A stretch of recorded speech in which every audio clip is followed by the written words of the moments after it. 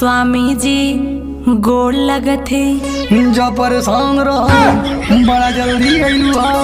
अरे स्वामी जी वो हेलीकॉप्टरवा वाला ना ओके कहानी कि हमरे घरे छोड़ दी है। अच्छा। लेकिन हमके कियारा में छोड़ के भाग गल दोगला कहीं का। उ त कहा कि हमार भैया वहाँ से रिजर्व ठेला कहीं है। अच्छा। तब जाके हम यहाँ पहुँचनी है। अच्छा चला रानी, कौनो बात ना है, अब आवा घरे में चल जा।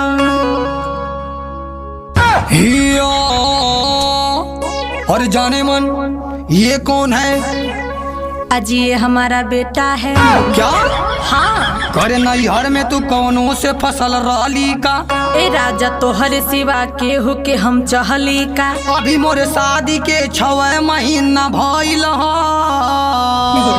केहू औरी नहीं सब तोहर कइल धइल हा। कौनो बात त हमसे जो छुपावत ह।